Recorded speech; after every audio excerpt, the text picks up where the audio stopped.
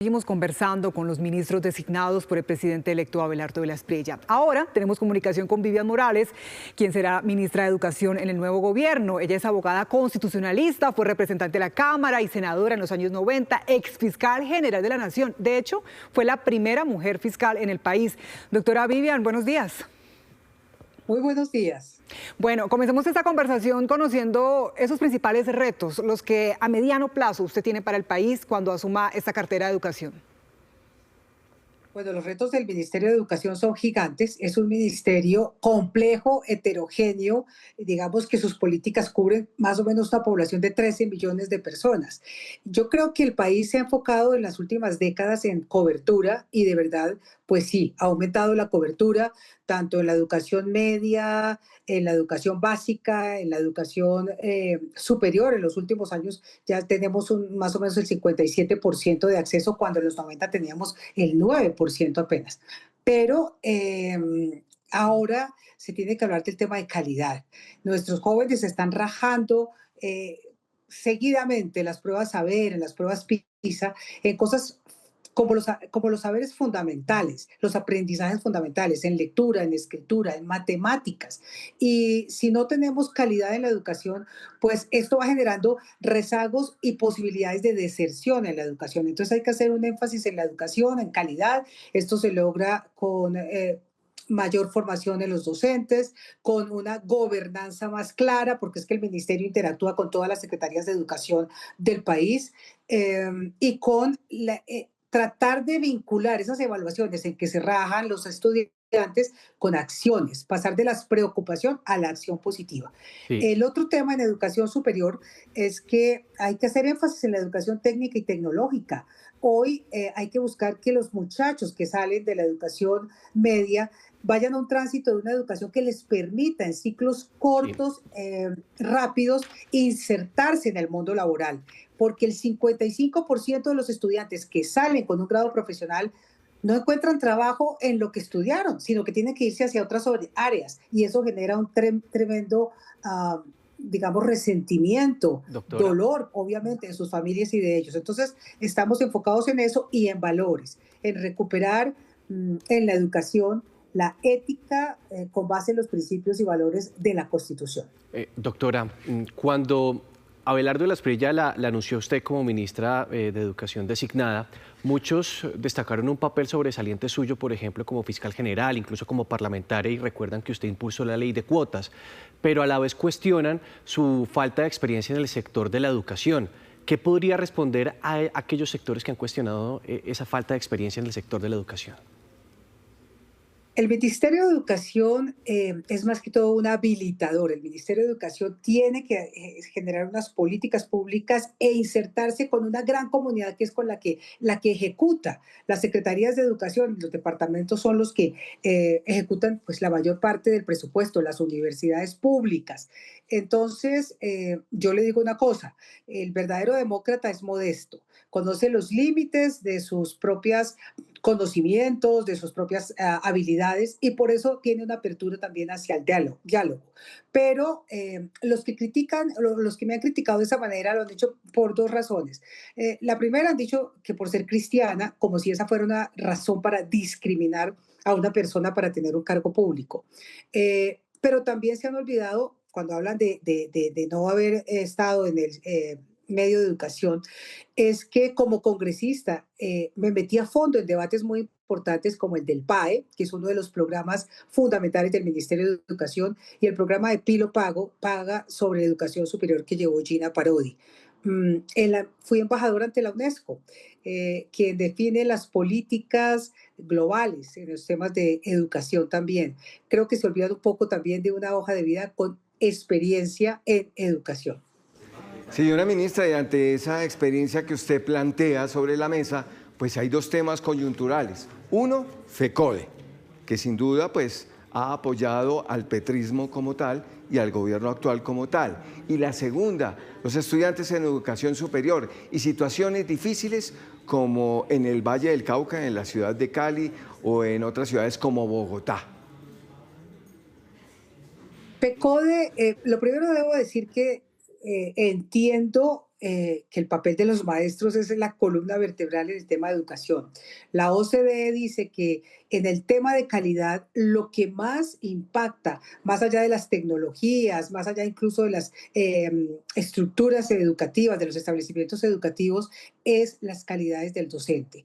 Entonces yo espero primero reconocer el papel social de los maestros. En mí encontrarán una interlocución abierta y de respeto.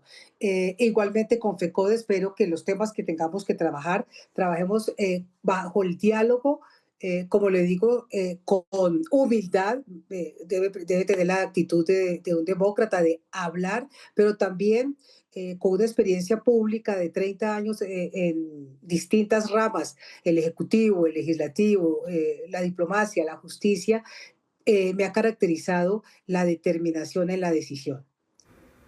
Doctora Vivian, ¿cómo será su relación con las universidades públicas y especialmente el manejo de los disturbios, de esos escenarios de manifestaciones y disturbios dentro de los planteles? De hecho, vimos algunos casos recientes donde en salones fabricaban artefactos explosivos artesanales. ¿Qué va a pasar en estos casos? ¿Cómo va a ser esa relación y esas medidas? Las universidades no son repúblicas independientes ni están por fuera del Estado colombiano.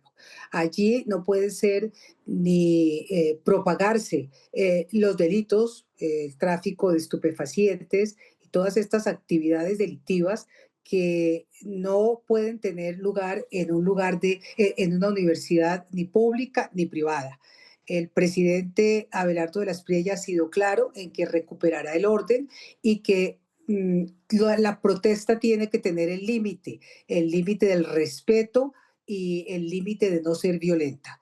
Esto ya correspondería en el manejo del orden público, pero sí es bueno reiterar que no podemos permitir que exista estas manifestaciones delictivas al interior de una universidad. En segundo lugar, el eje de la conversación y del trabajo con las universidades será el respeto de su autonomía. La autonomía educativa, la autonomía universitaria tiene que respetarse y es lo que el gobierno de Petro vulneró tratando de imponer a su amaño rectores que jugaran con sus intenciones políticas y con sus definiciones ideológicas. Sí, doctora, ¿y qué va a pasar con la financiación de las universidades públicas? Para nadie es un secreto que muchas están en crisis financiera. Precisamente el año pasado se logró en el Congreso la modificación del artículo 86-87 de la Ley 30, que establece unos nuevos mecanismos de financiación para la universidad pública. Evidentemente hay una asfixia financiera para las universidades y nos tocará entrar a reglamentar un nuevo método para señalar, para determinar la financiación de las universidades públicas con base en esa ley que fue aprobada el año pasado. A propósito de profesores, usted ha planteado el tema de el relevo generacional. ¿Eso está en marcha, se va a poner en marcha en su administración? Y de nuevo me sumo otra inquietud. ¿Usted va a tener empalme en el tema educativo con el actual ministro o en este instante, como está planteado, no hay esa posibilidad? Bueno, la primera pregunta sobre el relevo generacional, yo creo que hay que trabajar en un sistema de profesionalización del talento humano en educación y con una formación que sea de alguna manera especializada. No es lo mismo trabajar en educación básica, de lo que llamamos la primaria o la secundaria, que trabajar con niños de primera infancia. Entonces sí tiene que haber especializaciones y tiene que haber un sistema de profesionalización del docente con una formación continua y pertinente para los retos y desafíos de este momento. Y la segunda pregunta que me hizo se refería a... la olvidé, la segunda pregunta respecto a esto. Con relación al empalme, ¿cómo serían las cosas? Porque constitucionalmente y por la ley el empalme tiene que existir, pero en este instante está suspendido. ¿Usted cómo lo va a hacer? Mire, el empalme quedó suspendido y me parece que había ya una estrategia del gobierno saliente para evitar el empalme. porque les voy a contar, nosotros teníamos señalada la primera reunión ayer a las 2 de la tarde. Me escribió el día anterior la secretaria general para decirme que se iba a pasar a las 10 de la mañana. Le pregunté por qué, no me dio ninguna razón, me dijo que era orden del ministro Ávila, pero lo más interesante en esto es que cuando niegan la posibilidad cuando vemos que no va a haber reuniones de empalme, ellos lanzan un video que ya se había preparado con anterioridad hablando de un empalme con el pueblo. Es decir, estaban preparados para no continuar con el empalme.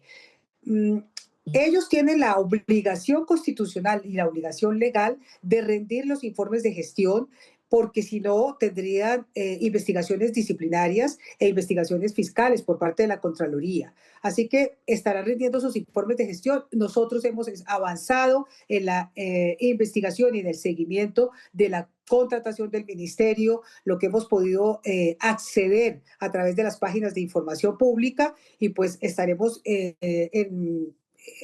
adelantando esta tarea en esta semana lo más que podamos avanzar a través de las plataformas y el conocimiento de información pública del Ministerio de Educación. Pero lo que sí quiero decir es que lo que ya estaba planeado por parte de este gobierno es que no hubiera empalme. Bueno, pues doctora Vivian Morales, muchas gracias por esta conexión. Estaremos consultándola frecuentemente. Buen día. Muchas gracias, con mucho gusto.